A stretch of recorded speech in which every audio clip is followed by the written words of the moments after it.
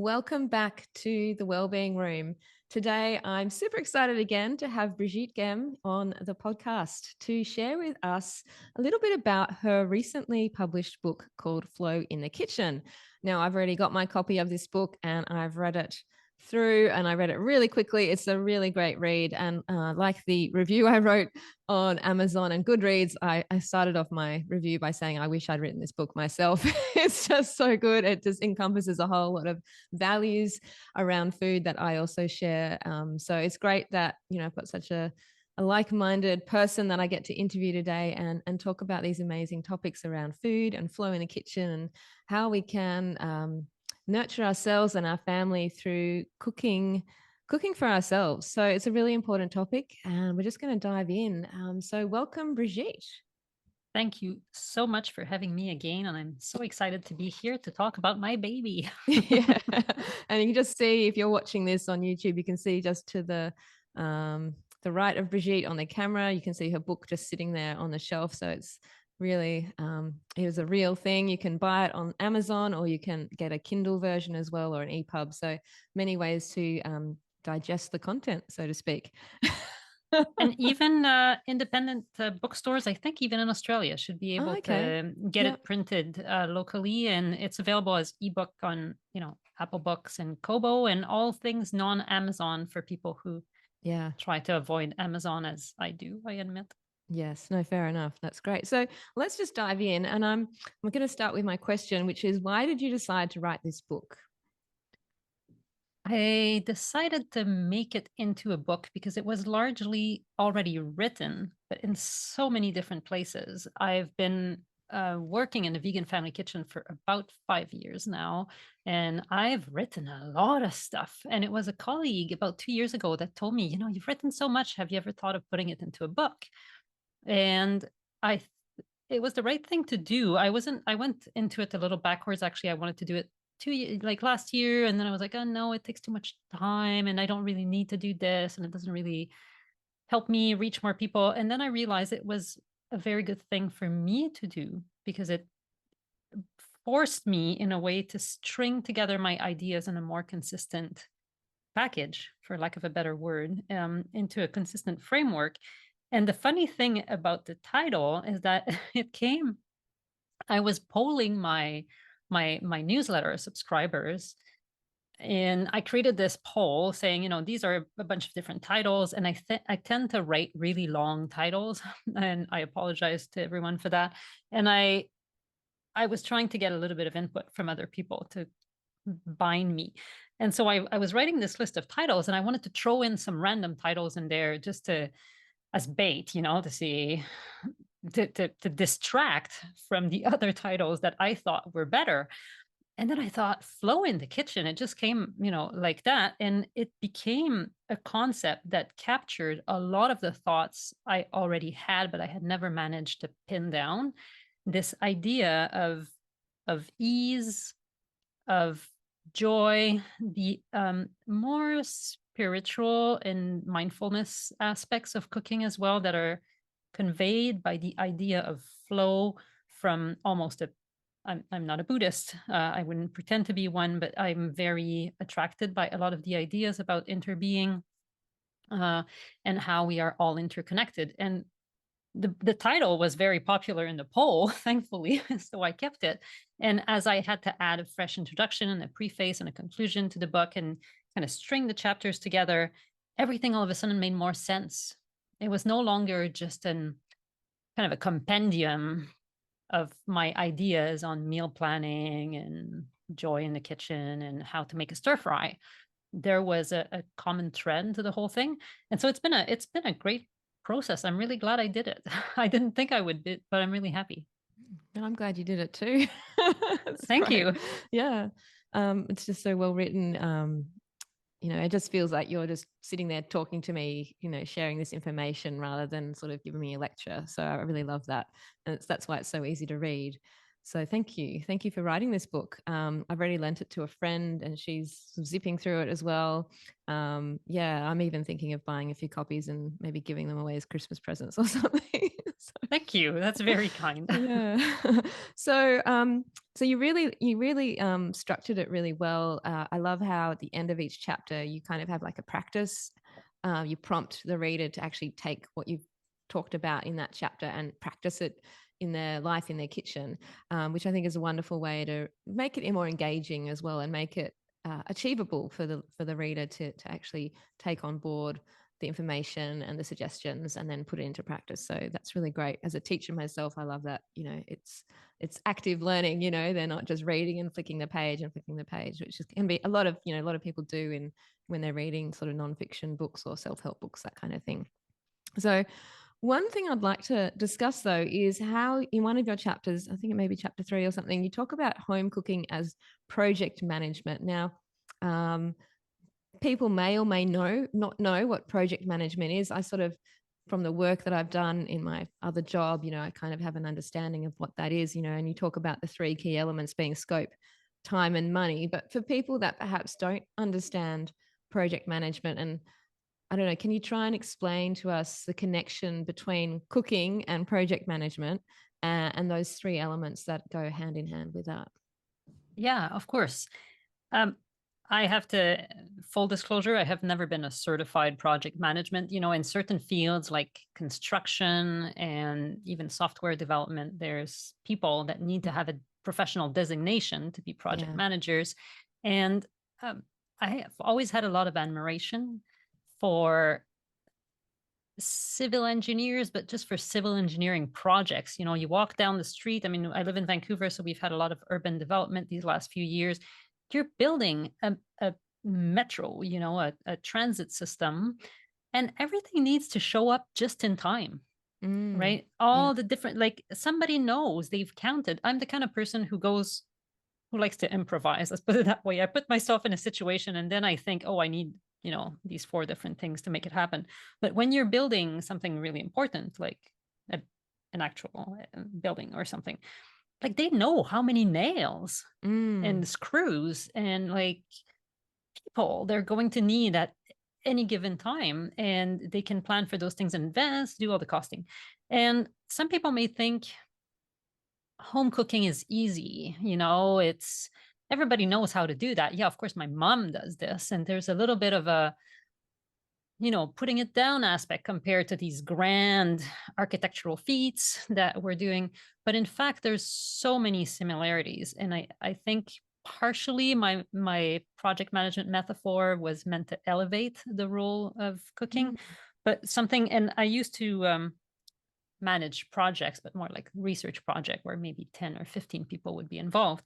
And so I had a little minimal training in project management. And they always said, scope, it can be cheap, it can be fast, or it can be quick. Choose 2. You can't have all 3. And that really inspired me when I was starting to educate, to work in education, teaching other people about cooking. I think we have a lot of unrealistic expectations about cooking. Some of it comes from what I like to call food porn, looking at cookbooks. Oh, they're so beautiful, these amazing pictures. You have no idea how much work went into making this picture, and getting it just right. And the food may not even have been actually cooked per the recipe. That doesn't matter. You're just trying to get a nice picture.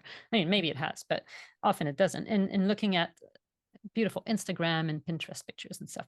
So we have these expectations of what the food should look like that are not necessarily in line with the different resources we have to put toward cooking. And I hate to be the downer that says that cooking takes time. As I was rereading the book, I was feeling bad about that because like cookbooks sell, if you look at like the most popular vegan cooking books currently on Amazon, like half of them say like quick, simple, easy, fast, all those things. Okay. But so if it's going to be quick and easy, then it means that something will suffer. Like we can't have it all. Yeah, So, that's right. Yeah. and that's where the question of the conscious compromise comes up. I mean, if you have infinite money, you can pay someone to cook excellent meals that are fully whole foods, plant-based with, you know, amazing flavor, perfect nutrition, the whole kit.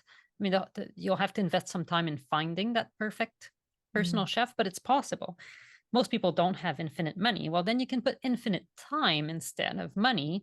But nobody has infinite time. We are all constrained in various ways, some more than other. Yeah. So we can play on the scope.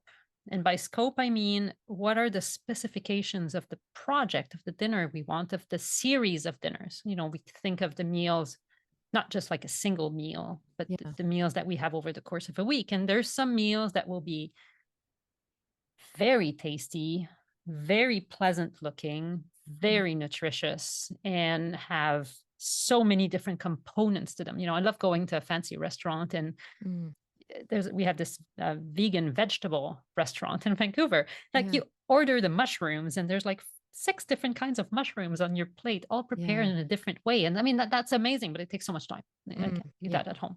Yeah. And so if you have all these very high expectations, you're going to have to invest the time and the money somehow.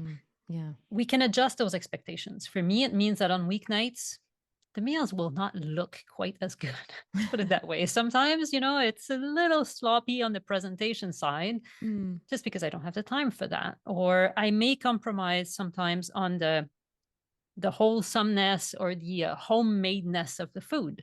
I may decide, well, I'll take this shortcut. I could make a homemade vegan burger, but that would mean I would have to take out the food processor and put in all the ingredients. And I say, well, maybe sometimes I buy ready-made vegan burgers. That's a compromise. I'd rather have the homemade one, but I'm okay with this. So it's about keeping those 3 elements, the 3 qualities of cheap, fast, and wonderful. That's that high quality in check, and balancing them together. And the reason it's a chapter of the book is I think people need to look into themselves to realistically and kindly assess the actual resources they have to put towards cooking, and measure those against what they want cooking to do for them.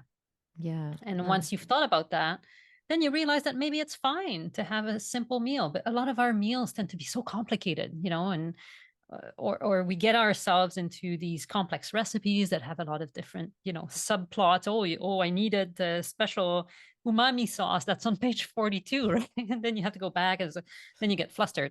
So maybe you just decide that a little soy sauce is a perfectly fine seasoning for your stir fry. Exactly. Yeah. No, thank you for that. And what you were saying about the project management, it actually reminded me of, I don't know if when you were at school, we had a subject called home economics in high school. And I think it's probably been bastardized over the years. It's still called home economics. It's still called home, but I don't think it actually is what it originally was set out to be. And I think it was probably set out to be all around this sort of project management of like how you manage your home, how you manage your cooking, your budget, your planning, and that type of thing. And I think that has probably shifted and changed over the decades, which is why it's not as I definitely don't think that they cover those aspects in the curriculum anymore. And maybe that's because of, sexism and feminism and all that kind of stuff. Maybe those sorts of things have changed that, where it's not the role of the women or the woman to do that anymore, but it usually falls to the woman in most cases. Yeah. I think people take for granted that those things are easy, don't really deserve to be taught, or taught as in being taught by someone or thought about. Yeah. It can't be that hard if my mom has been doing it for all, it's all the things that are feminine. That's definitely something out there. And also there's other subjects that are so much more important. So apparently, yes. And I completely disagree, because what can possibly be more important than feeding yourself really good food? And knowing how to budget and plan for that as well. Yeah. My mom went to it was called the Family Institute, where good housewives were trained back in, and it was like a full on high school diploma that she did there. And a lot of the focus was on all of these issues. And I was looking at some of the texts, when I was going through boxes of old things, and those are old subjects. And, maybe it's because I'm in my 40s that I'm okay looking at this now, but I really wish I had thought about this more thoroughly when I was 30 years old, but no. Yeah. Yeah. No, I know what you're Never saying. too late. No, that's right. And I think the work you're doing is helping people with that as well. Like you've really, yeah, just your book in itself is kind of all that rolled into to one really, or at least a big part of it. So thank you. Now, apart from the project management side of things, the scope, time, and money, another big issue that people have when it comes to cooking and is that there's this resistance to cooking. It's like, I'm not a good cook, or I don't like cooking, or I just cook because I have to. So there's all these sorts of thoughts and ideas we have about, our ability to cook and our desire to cook and our willingness to cook. And sometimes there's a bit of resentment because we have to cook for our family and they don't help out, or they don't like what I cook, those sorts of things. And I remember when I was in a bigger family sort of unit, there was always that, I've got to cook food so that this person has food for lunch tomorrow and that person has lunch for tomorrow. And then I've got to, there's all these things that's weighing on your shoulders. And you do have a chapter that talks a bit about this. So I'd love you to share some thoughts about, how do you overcome this? How do you help people overcome this resistance? What are some tips or advice that you could give us? To me, the place to start is to know why we hate cooking. And I'm a sociologist by training, so I come at this through a sociological lens. And we have to acknowledge the power of the forces in society that devalue home cooking. And you had a fantastic podcast episode not that long ago where you were talking about, I can't remember what it's called, the local food ordering Like Menu app. Log and Uber Eats. Yeah. Yes, exactly. Right. And we have Uber Eats here in Canada. Interestingly, we have two that I realize are only Canadian. One is called Skip the Dishes, and Okay. the other Yeah. one is called Just Eat. And I mean, those are brilliant, Mm. brilliant brands because they Yeah. totally capture Yeah. what it's about is people just want to eat and they don't want to be stuck with washing the stupid dishes, right? Mm. Yeah. And I think there's more than, let's say, laziness involved. I don't think it's because people are lazy. I think it's because we have completely devalued this process of home cooking. Mm. And largely, first of all, because it's a feminized activity. I mean, there are men who cook, but my first language is French. It's funny how in French, a female cook, because we have different words for male and female things, Yeah. of course, being a complicated language. So a female cook is like, a cuisinière. She's like the person who makes daily meals and, she looks frumpy and maybe she has an French women apron aren't on. frumpy, are they? Well, if she's a cuisinière, she probably is because she's like Mm. the help a little bit, right? And people don't Mhm. really respect that. But a Mm. cuisinier, like, is a chef. Mm. He works in a Michelin-starred restaurant and he has bad character, and he makes these creations for the world to enjoy. Mm. And in the same way, I think so the daily cooking that we eat at home, because it's feminized, well, it can't possibly have a whole lot of value, can it? Right. Mm. And I think we need to acknowledge that, first of all. There's also the fact that from an economic standpoint, home cooked food has no value to speak of. Groceries have, pretty small margins of profit for anybody along the line, but the margins of profit get really big or bigger if it's a value added food, right? Where you don't just have like potatoes that you sell to someone and they cook their potatoes at home, the end. You have the potatoes grown in the field and then they go to a first processor that maybe like dries the potatoes and makes them into like a powder of some sort. So you have jobs that are created there. And then Yeah. you take the potato powder and you reconstitute it into some form of like more palatable, tastier kind of potato. And then somebody else makes a ready to eat dish that just goes in the microwave. So you have like packaging, you have graphic designers involved, you Yeah. have a bunch of jobs and distribution and all Yeah. those things, and that is valuable for the economy. And there's a Mm. bonus that people that only eat that stuff, chances are, well, they're getting a lot of fat, they're getting a lot of salt, possibly a lot of added sugars, and they might eventually get sick, which also adds to the GDP because healthcare is part of the measure of productivity of countries, what we measure as a good thing in the economy, which is nuts. Mm. It makes Yeah. no sense It's whatsoever. insane. Yeah. But so we internalize all of these ideas that, home cooking is not valuable. Mm. And unfortunately, when we internalize those thoughts, we neglect to see how it can be an act of love, an act of service for others.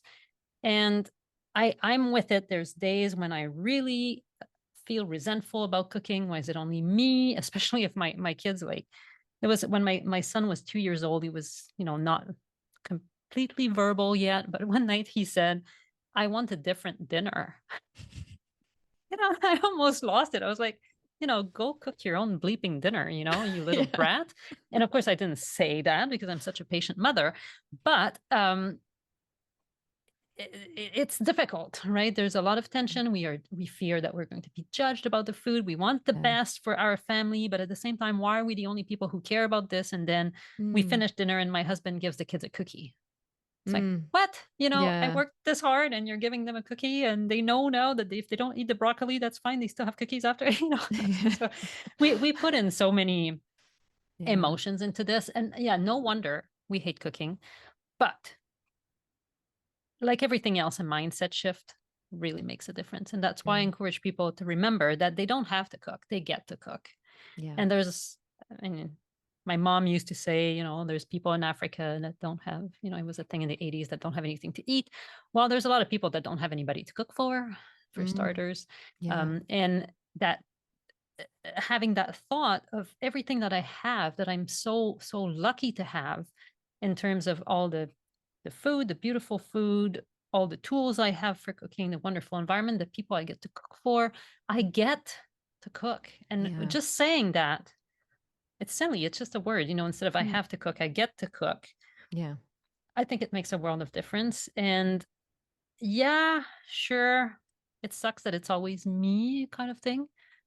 But on the flip side, I think the person who cooks should be the person who cares the most about it. Mm. And I don't care a whole lot about how my clothes are folded. My scarf is a little wrinkly. That's fine for me. So Yeah. somebody else can take care of the laundry. But I really care about my food. And I need to be in control of that, because that's one of my elements of that scope that we were talking about. So Mm. I want to be the first person to be engaged in there. So I Yeah. do it. Yeah. And once in a while, that's okay. On the weekend, about once a week, we eat out, or my husband cooks, or we eat at my in laws. I don't need Yeah. to be in control all the time, Yeah. but I get to choose that food. And I Mm. think it's an immense privilege. And we have to realize that we are lucky, and there's something to be grateful for in the act of cooking. Yeah. Absolutely. I agree wholeheartedly. And I love what you have in your book. You have like a couple of those types of affirmation type things, like I get to cook. And there's one that I wrote down here. It says, I'm learning to love cooking. And then Yes. I wanted to add on to that. I'm learning to love cooking healthy meals for my family. And I just I just wanted to add on to that one, and yeah, put that Yeah. out And there. they're learning to love the healthy food also, Mm. because we have to give people some grace and give them a break, a little compassion. I think, Yeah. as we just talked about, society as a whole does not value healthy, homemade, plant-based, meals very much. Mm. And we're all to some degree brainwashed, if we can put this in this lately word, by those societal expectations of what good food is. And of course, the game is rigged against good food. The restaurant food is full of fat, full of salt, full of sugar. Of course, our primitive parts of our brains want that stuff, and that's Yeah. true for my kids too. Yeah. So at the end of the day, I know that it's a learning curve. We have Mm. to give and take also to some extent, because we like to be part of society. We don't want to be completely separate. Yeah. So I've give them grace for loving some food that I personally would prefer they don't eat.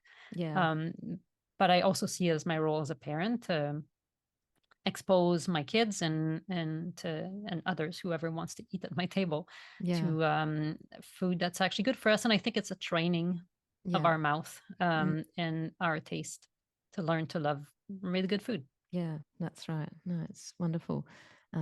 Yeah, thank you for that. Lots to think about. um, yeah, and you do devote a whole chapter in your book about finding joy in flow in the kitchen. I don't really want to go into it too much, but I think that chapter in itself is like value for money just in buying the book. I printed it out last night so I could just have it and keep it nearby so I can refer to it. But yeah, I think for people who are struggling or battling with that, I have to cook, using those affirmation, like you just said, I get to cook for my family, or I'm learning to love cooking. But then reading through those different joy practices, I mean, I might just read out a couple. Like you have your power song, choosing a song to sort of pump you up and get you moving in the kitchen. You talk about George Carl's Energy Reboot, which we're both a fan of George, so that's kind of how we met anyway. So he gets a mention, which is lovely. Yeah, and you even have like a cook's prayer, which I think is a great idea. So there's some really great um, rituals that you call them that we can practice to bring that extra element. Do you want to just talk a bit about why There's you feel just that's so one important? thing I'll say here about that is that basically you have to fake it till you make it. And Mm, whichever way you fake it to make it is fine. And there's a bit of a contradiction in the book because I also am a strong advocate for mindful cooking, meaning cooking without devices in the kitchen, even mm, without going into the spiritual aspects. Just keep your phone out of the kitchen, you know? And yeah. then an early reader was like, well, you tell me here to keep my phone out of the kitchen, but in this other place, you're telling me to listen to podcasts and um, put on a power song or whatever it is, watch videos while you cook. But we need to create that association that makes it a fun thing. So, Mm, just like, for example, I personally, there's nothing I hate more in the world almost than running on the treadmill, you mm, know? mm, And sometimes in winter, the sidewalks in Vancouver get really dodgy and you can't run there. And I'm like, I'm going to run on the treadmill. And there's nothing that will convince me to go on the treadmill. But I have this special playlist on my phone that has like all of my guilty pleasure songs on it. And I'm not going to say what they are, but I do listen to them when I run. And there may or may not be stuff from like cringy 1980s movies there, mm, but it's a joyful moment. And I hate the treadmill, but mm, I go run on it because of the fun, the really fun playlist that I will yeah. listen to. Mm, And in the same way, if we can create that kind of exclusive association with something that we really like, that we only do when we cook, if you have I know there's people, I don't quite get that, but like there's a thing for true crime podcast. There's people that really mm, like true crime stories, and then yeah. there's a bunch of podcasts about it. And if like that's your guilty pleasure and you don't have any time in your life to listen to that, because frankly, who has time to listen to, so there's so many cool podcasts, you don't have time to listen to Mm, it all, but yeah. keep like the most like pleasure ones for Mm, when you cook and like you're like, oh yeah. yeah, I want to go cook. I also like putting on an apron. And I was just saying, the apron has been associated with like a matronly Mm, frumpy appearance. No, it's a cape. It's a superhero cape. It just mm, happens to be worn on the front, and you yeah. put on your apron, you have a really nice one that you really like or that Yeah. means something to you because it comes from your grandmother, whatever it is. Yeah. You put it on and you transform. Mm, You just pretend. Another one of those techniques is just pretend for 5 minutes. Set a yeah. timer. Yeah. Start cooking for 5 minutes. If you hate it still in 5 minutes, stop. That's okay. Turn off the heat and step away. But I bet you're going to keep going because once Mm, you're doing it, it's not that bad, yeah. right? Yeah. So, Yeah. and not only it's not that bad, but you can find pleasure in it. And yeah, I'll keep going. Oh yeah, this is moving along nicely. So Mm, yeah. No, great. Yeah. Thank you. Oh, yeah, there was something I was going to say, but I've completely forgotten now. Oh, yeah, no, about the podcasts and listening and the music. It's just like, I think there's a distinction about the phone in the kitchen where you talk about, having your power song or watching or something on YouTube or playing a podcast versus using your phone and just scrolling through for recipes or looking at food porn on, Instagram and things like that. So there's different ways we can use our devices, some for support, like the listening and the music to healthy inspire ways. us. Yeah, Yes. healthy ways. And then there's other not so healthy ways that are just really distracting us or, taking away our power in the kitchen. Because you do talk about how, if we've been cooking, over the course of our lives, we have some experience. We do kind of know what to do. And maybe we just don't have the confidence because we see all this stuff, all this pretty looking stuff that is very well stylized and it's made to look good, and it's like you want your food to look and like that and taste really good, but you've got to start somewhere, and you've already got the foundations. You just lose that confidence. So the You know phone. so much Mm, yeah, already, right? yeah. And I started realizing that because I have a meal planning service where I tell what's for dinner to people. Mm. And the first couple years when I was writing the recipes, because there's only 1 year, there's only 260 dinner recipes, right? But so when I was writing the recipes in the first year, because I'm someone who likes efficiency, as I mentioned project management, and I was like, I need shortcuts here because every damn recipe starts with cut an onion. And Mm. of course, people who don't tolerate onions really well will not be happy about that. But the fact is that in most of our traditions, cooking dishes, it starts with an onion. Onions are awesome from a nutritional standpoint, but they also have a lot of sweetness to them, which Yeah. not everybody believes, but they are sweet when they cook. Yeah. And I was like, I need a macro, in my word processor to say, start by doing this and this with the onion. Yeah. And that's how I realized that so many recipes are actually, they're not exactly the same, but they have the Mm. same structure. They use same categories of ingredients Mm. at different times, perhaps in different ways, more or less liquid, more this, more that. But once you see the similarities, you can't unsee them. Yeah. And then you can start improvising. And I think we've seen so many recipes and we've done so many of them, but we weren't paying attention Mm. because we were following the recipe like this, or because we were so wound up with our emotions about cooking or about the food, or we were dealing with, fires in the kitchen in terms of, kids fighting or something. Yeah. But once you start paying attention, you learn so much. And if you're focused on cooking, then you can apply all the stuff you've learned even unconsciously. And Mm. like, yeah, I know how to do this. I've done it before. Like if all of a sudden the recipe disappeared, you'd still be able to put some kind of dinner on the table as long as you believe you can. Yeah. If you believe you Exactly. can't, you're like, oh, that's it for me. Mm. We're ordering pizza. No, it, Yeah. it doesn't have to be that way. No, no, exactly. And in chapter 5, I love how you go through, and actually chapter 5 is called The Making of a Healthy Vegan Meal. And you actually walk the reader through the actual process. And you actually imbibe confidence in the person reading the book. I really feel that the way you've set it out so clearly and step by step, it's a no-brainer, really. And I love your, I'm going to just quote you here. You wrote, your hands know what to do. Give them a chance to prepare the meal for you. And I just really love that because, yeah, if we just put faith in ourselves and allow our hands to do the work, we'll get there. Absolutely. And I mean, Yeah. I have a client I've been in touch with who is by himself with like 4 kids. He never cooked before. I'm not sure what they ate previously. Mm. But since he's subscribed to my meal plan and I've been in touch with him many times, and every week my clients get to do a prep session on the weekend, and I time it to be in 1 to 2 hours of active cooking time. And so I was in touch with this man and checking in with him, is everything okay? Because I really, really, really want him to succeed.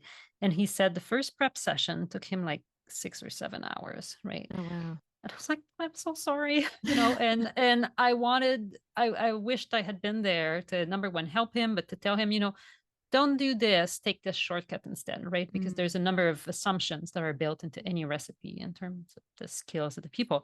But so, of course, some people start from absolutely nothing. Mm. And that's going back to the project management aspect. You have to do with the skills you have. So for somebody starting with nothing, well, rice and beans and steamed broccoli is a very nutritious option. Mm. And it can be very good. Of course, it's less appealing than a pad thai from the Thai restaurant, which is full of salt and sugar Yeah. and oil. But it's a trade-off, right? And then you do that, and then you can do it again a second time, and then the third time you can jazz it up with a different sauce, Yeah. right? And then you build your skills. Mm. You don't, I mean, not everyone knows, but I think everybody who's spent at least a year or two cooking something at all has some knowledge, Yeah. whether they know it or not, and they have skills. Even if they think I suck at cooking, Mm. it's not true. And the more we repeat that, the more we form, negative pathways in our brain. And once we start to shift the story, we Yeah. can change our lives for the Yeah. better. Absolutely. Yeah. Oh, brilliant. Thank you so much. Now, we're just wrapping things up here, but you do have a couple of chapters, and you talk about meal planning, and you've just touched on that, and batch cooking. Now, for me, I'm not one to necessarily follow that practice, but I know for some people out there, and even friends that I've spoken to recently, They don't necessarily like the idea of cooking for 2 hours on a Sunday afternoon is not appealing. It's their time with their family. They don't want to be too lumped with the cooking. So I'm wondering, can you try and sell us on on why we should or how we could spend a couple of hours doing some batch cooking and meal prepping and maybe see how you go there. Yeah, rate me on my success here. But first of all, it doesn't have to be Sunday afternoon, and I understand, or Sunday morning, or whatever. It has to be at a time where people feel like they have energy and where they're in a good place where they care about themselves. And it's not for everyone, in the sense that some of us work from home, don't work too many hours. They enjoy going in the kitchen. They have no issues with, making good, healthy choices for themselves. Yeah, fill your boots, start cooking dinner at 4. You'll be done at 6, and then you eat. That's wonderful. And I encourage them to do that if it brings them joy, happiness, and if they experience flow. If somebody is encountering issues on the weeknights because they're stressed, because their willpower is depleted, I know that there's something we talk about often in terms of kids that's called the post-restraint collapse. It means like all day long, you've been behaving well at school, for example, and then you come home with mommy and you break down, right? And so in my home, there's a lot of yelling that happens after, between 3:30 and 5 o'clock, and it exhausts me. I don't deal well. I can keep my cool, but it really drains my bucket really fast, right? Yeah. And so don't ask me at that time to make something involved in the kitchen, to commit to something a little bit difficult. What I want is to open the fridge and see dinner. And it's not dinner like pre-plated. Some people do meal prep. Often people who live by themselves, younger people or whatnot, they have these matchy containers with all their dishes for the week, and they just pop them in the microwave and they're ready to eat. I don't want that, because I like my food to feel like it's been fresh cooked. Yeah. But I open the fridge and I find a big container of, I don't know, spaghetti sauce, homemade, with lots of vegetables and roasted tofu that's really flavorful in it. Yay! Yeah. And I cook some pasta and I serve it with the hot sauce, and nobody knows, that I haven't just made it. And actually it tastes better, because any dish that's simmered tends to, develop its flavors. And so I've used the time when I was my best self, which for me is Sunday at some time during the day, to care for the part of me that's on a Wednesday night that is not my best self, that doesn't have the most willpower, the most brain cycles available to make some really good decisions. Yeah. And that's when I would be vulnerable to either eating the exact same thing as before. And I mean, it wouldn't be necessarily bad. Like a shortcut meal that I like is hummus pasta. Like you can make a really mighty creamy pasta. Like you cook pasta and you add hummus with a little bit of cooking water. Maybe you've got some pieces of broccoli thrown in while the pasta is cooking. It's really good. But I can't eat that every single night, but I would if I didn't have something ready to go and some kind of a structure. And the meal plan enables that, because I think ahead for the week. And I know that in my week, there is going to be cruciferous vegetables at most dinners. I know that at least like a couple times, there's going to be like a lot of leafy greens in the dinners. There's going to be a variety of vegetables, a couple different kinds of beans, different kind of spice profiles. I've built those into my week at a time when my brain was rested and calm and full of beans, And so when the time is to execute, it's like if you ask me, if I walk in the gym, I get up early in the morning, I go to the gym at 6:45, and I go to a gym where they tell me what to do, and I love it. Because if you ask me to think and decide, should I be doing deadlifts today or like bicep curls, I would spend 10 minutes thinking about it. And then I would do like 3 bicep curls, and I would think, oh, that was kind of tiring. I think my shoulder hurts a little, But so at that time, I'm happy someone else makes the decisions for me. It's like front loaded. And it's the same for cooking. Yeah, exactly. We make so many decisions throughout the day that when it comes to food, that I think that's where people feel a lot of resistance or stress. It's like, oh, I've got to think about this now. And it's like, I've just dealt with this, this, and this, and this. The kids are screaming, you summed it up really well. So that's really important to consider. Yeah. And I love that you do have, when you get the book, you can download like a meal planning template, and the book describes how to use it, and you do have your meal planning service that people can subscribe to, which is also great. I'm actually curious, do you offer, because you do it for the northern hemisphere, do you sort of have southern hemisphere clients and then you switch I it so that they do. get, yeah. I do. I have a special down under delivery. So the meal plans have um, 26 meal plans, each of which covers 2 weeks. Yeah. And when I first started them, I thought I would keep going and create new meal plans forever. And then I realized actually, like after a year, I don't remember what I had for dinner a year ago. And it's the same season, and let's say in the winter, so again, so I can just use the same recipe and it's fine. And every year my husband goes, we've never had this before. We did exactly a year ago, so Yeah. I was creating the meal plans, and then I discovered that, of course, for people in the southern hemisphere, roughly, it never is quite even, but roughly it's 6 months apart Yeah. in terms of seasons. So I have a down under delivery. So automatically people who ask for it, they get the normal version just because it would be complicated for me not to send it to them. Yeah. And they get a bonus of the opposite side of the year. Oh, okay. Yeah.